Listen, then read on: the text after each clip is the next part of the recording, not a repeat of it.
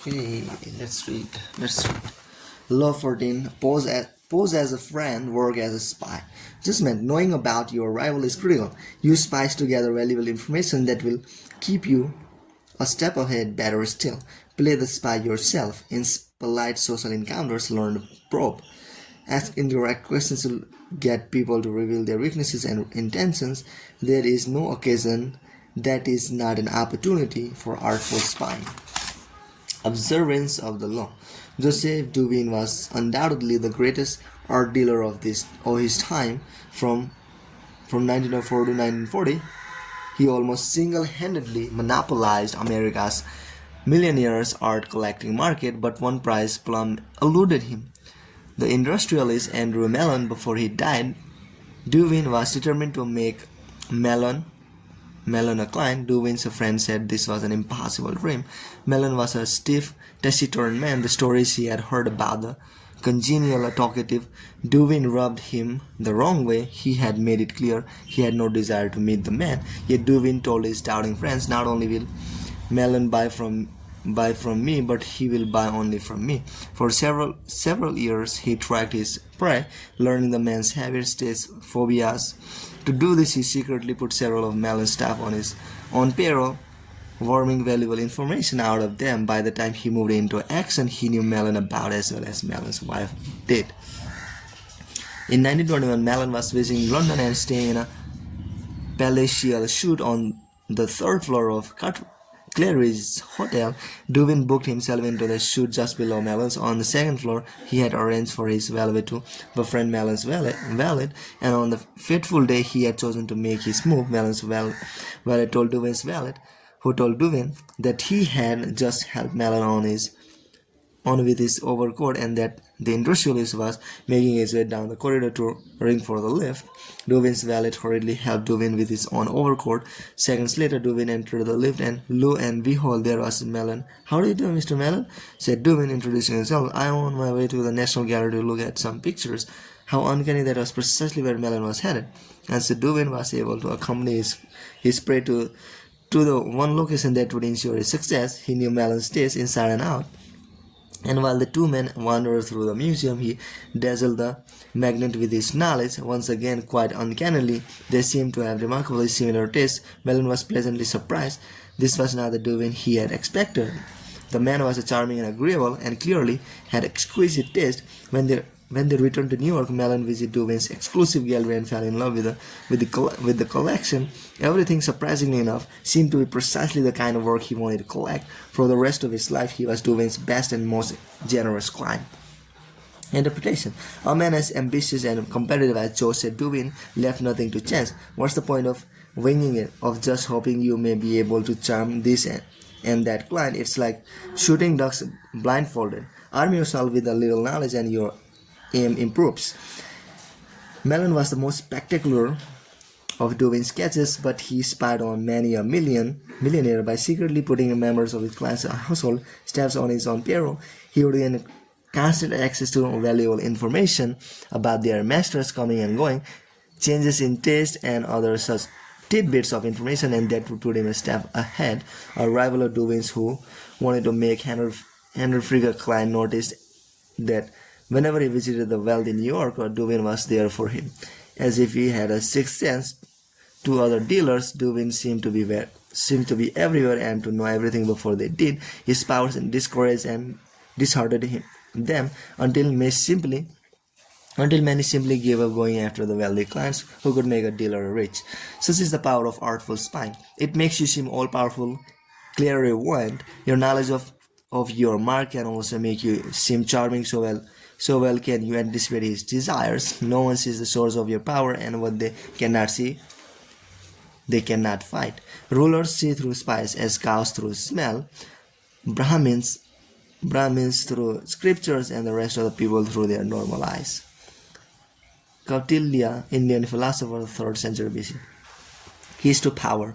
In the realm of power, your goal is a degree of control over future events. Part of the problem you face then is that people won't tell you all their thoughts, emotions, and plans. Controlling what they say, they often keep the most critical parts of their character hidden, their weaknesses, ulterior motives, obsessions. The result is that You cannot predict their moves and are constantly in the dark. The trick is to find a way to probe them, to find out their secrets and hidden intentions without letting them know what you are up to. This is not as difficult as you might think. A friendly friend will let you secretly gather information on friends and enemies alike. Let others consult the horoscope or read tarot cards. You have more concrete means of seeing into the future. The most common way of spying is to use other people as do-wins did. The method is simple, powerful, but risky. You will certainly gather information, but you have little control over the people who are doing the work. Perhaps they will ineptly reveal your spying or even secretly turn against you. It's far better to be spy yourself, to pose as a friend while secretly gathering information. The French politician Talleyrand was one of the greatest practitioners of this art. He had an uncanny ability to worm secrets out of people in polite conversation. A contemporary of his, Baron de Villeroy, wrote, "Wit and grace marked his conversation. He possessed the art of concealing his thoughts or his malice beneath a transparent veil of insinuation, words that imply something more than they express. Only when necessary did he inject his own personality. The key here is Talleyrand's ability to suppress himself in the conversation, to make others talk endlessly about themselves and inadvertently reveal their intentions and plans." Throughout Talleyrand's life, people said he was a superb conversationalist, yet he actually said very little. He never talked about his own ideas. He got others to reveal theirs.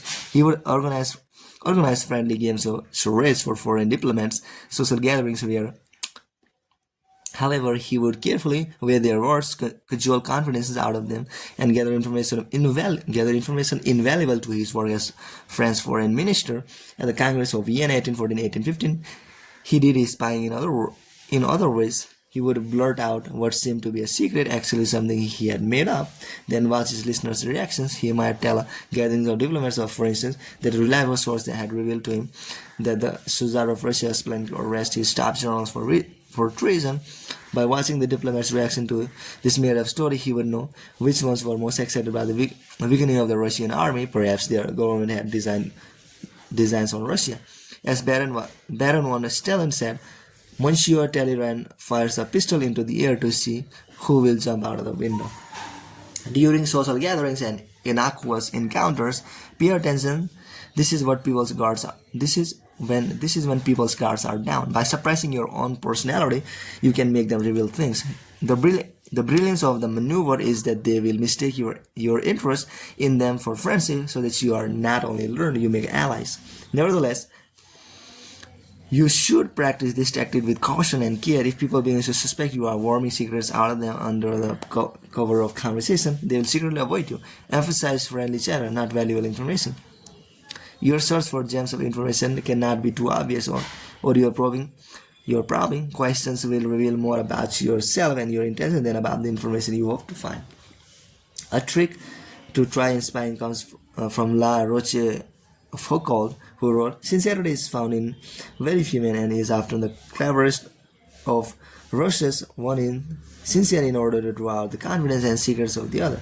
By pretending to bare your heart to another person, in other words, you make them more likely to reveal their own secrets, give them a false confession, and they will give you a real one." Another trick was identified by the philosopher Arthur Scofionier, who suggested vehemently contradicting people you are in conversation with as a way of irritating them, shutting them up so that they lose some of the control over their words. In their emotional reactions, they will reveal all kinds of truth about themselves, truths you can later use against them.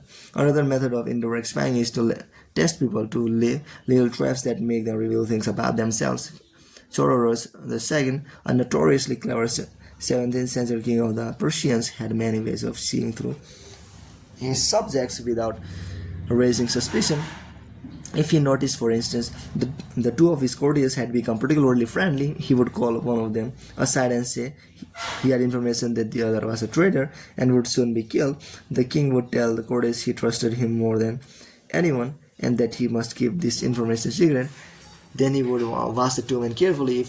If he saw that the second courtier had not changed in his behavior towards the king, he would conclude that the first courtier had kept the secret, and he would quickly promote the man.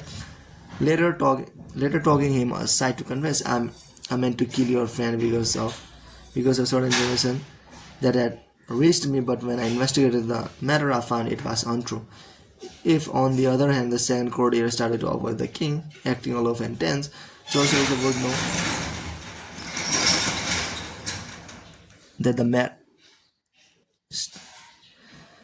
the secret had been revealed. He would ban the second courtier from his court, letting him know that the whole business had only been a test, but that even though the man had done nothing wrong, he could no longer trust him. The first courtier, however, had revealed the secret, and him, Chosroes, would ban from his entire kingdom. If it may seem an art form of spying that reveals not empirical information but a person's character, often, however, it's best way of solving problems before they arise. By tempting people into certain acts, you learn about their loyalty, their honesty, and so on. And this kind of knowledge is often the most valuable of all. Armed with it, you can predict their actions in the future. Image: the third eye. The third eye of the spy. In the land of the two-eyed, the third eye gives you the omniscience of a god. You see further than others, and you see deeper into them. Nobody is safe from the eye but you. Authority.